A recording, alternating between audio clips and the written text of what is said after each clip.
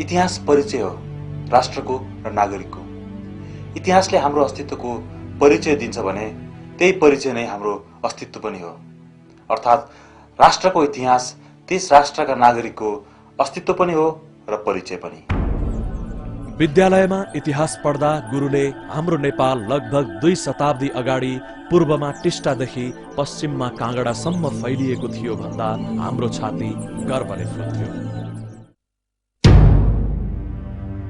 विक्रम सम्वत 1799 मा पृथ्वीनारायण शाह गोर्खाका राजा बनेको 1 वर्षपछि नै छिमेकी राज्य नुवाकोटमाथि हमला गरी विजय प्राप्त गरेर नेपाल एकीकरण अभियानको सुरुवात गरे।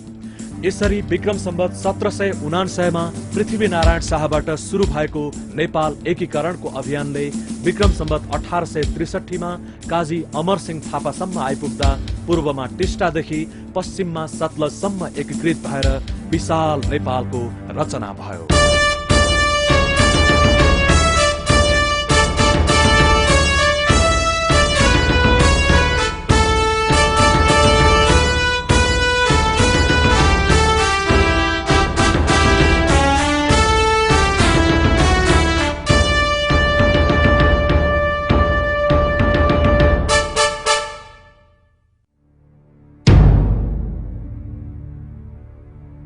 यसरी पुर्खाले आर्जेको विशाल नेपालको दुर्भाग्य तब सुरु भयो जब 1 नोभेम्बर 1814 का दिन ईस्ट इन्डिया कम्पनीका तर्फबाट जनरल हेस्टिंग्सले नेपाल विरुद्ध विधिवत रूपमा युद्धको घोषणा गरे।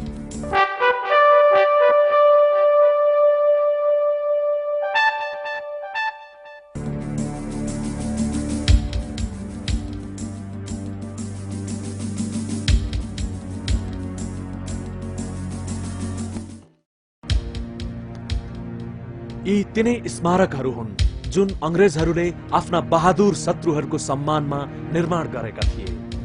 यसलाई आत्मसात गर्न पाउँदा गर्वले मुटु ढक्क फुलेर आउँछ, पाखुरामा रक्त सञ्चार बढ्छ अनि भन्न मन लाग्छ, जय वीर पुर्खाहरू।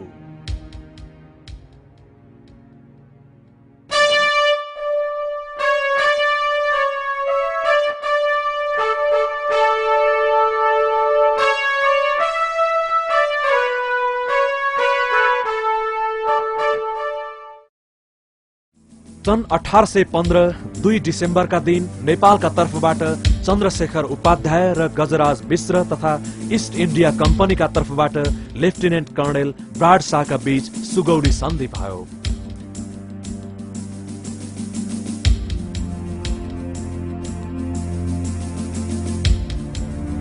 सन्धि अनुसार नेपालले काली र राप्ती नदी बीचमा पर्ने सम्पूर्ण तराई, राप्ती र गण्डकी बीचको बुटौल बाहेकका सबै तराई, गण्डकी र कोशी बीचको तराई, मेची र टिस्टा बीचको समथल भूभाग, मेची पूर्वका सबै भूभाग तथा काली पश्चिमका भूभाग ईस्ट इन्डिया कम्पनीलाई बुझाउनु पर्ने भयो। यो सन्धिलाई नेपालका राजाले 15 दिनभित्रमा हस्ताक्षर गरी ब्राडशाहलाई बुझाउनु पर्ने भन्ने थियो।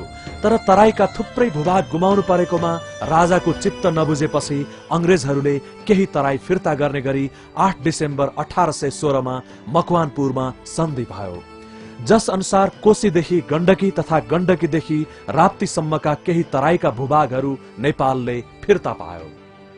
यसरी सुगौली सन्धि पश्चात 2 पटक तराईका केही भूभाग फिर्ता भएपछि वर्तमानको नेपाल बनेको हो।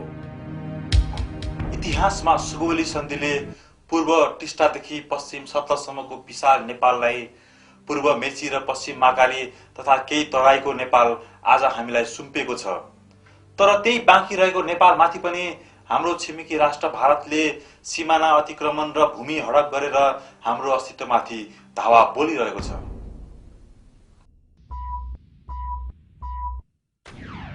अब मेची पुलको वास्तविकता बुझ्न तर्फ लागौं। अब पहिला देखेको छ नि, यो सबै यो मेची टाक्टु नेपालै थियो नि। अनि अब अन्दाज दिन त माथिबाट पिलर गाडेर ल्यायो अनि इन्डियाले लगेको है भन्छ। ठुलो माछाले सानो माछालाई खान्छ, यो यस्तै हो, हामीले चित्त बुझाउनु पर्छ भनेर भन्नुभयो। मलाई त्यो भनाइ सुन्दाखेरि साह्रै दुःख लागेको छ। सन् 1815 को सुगौली सन्धि पश्चात 40 दिनभित्रमा सीमाङ्कनका लागि गाडिएको यो जङ्गे पिलरले हाम्रो सिमाना मेची नदीका पुरै भूभाग भनेर प्रमाणित गरे पनि यसरी भारतले सुगौली सन्धिलाई पूर्ण रूपमा व्यवस्था गर्नुले भारतले नै सुगौली सन्धिलाई मान्यता नदिएको प्रष्ट हुन्छ।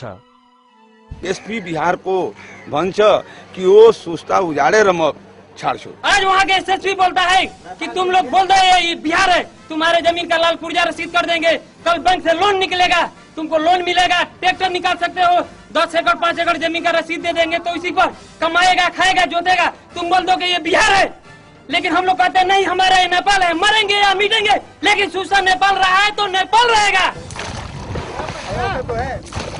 ऊ त्यो बादल छ नि त्यसको उतापट्टि चाहिँ तिब्बत पर्छ अनि त्यो गाउँ चाहिँ तिङ्कर, यो तिङ्करको जस्ट यता चाहिँ हाम्रो कालापानी पर्छ। वनको काँडाले कहिले नि कोरेन फलामे काँडाको तार अहिले नेपाली भूभाग पर्छ आफ्नो नेपाली सिमाना पर्छ यो जान पर्यो। आलै छ घाउ 18 को नाला पानीमा माछी मार्न जाउँ न दाजै काला पानीमा माछी मार्न जाउँ न दाजै काला पानीमा। 5535 मिटरको उचाइमा पुगेपछि जब भारतले हडपेको भूभाग देखियो तब प्रश्नका थुप्रै भेलहरू मनमा उर्लिएर आए। के हामी स्वतन्त्र देशका स्वतन्त्र नागरिक हौ? खै हामीमा त्यो पुर्खाको रगत र जोश जसले भूमि सुरक्षा गर्न अंग्रेजहरूसँग युद्ध गरेर यो देश जोगाएका थिए।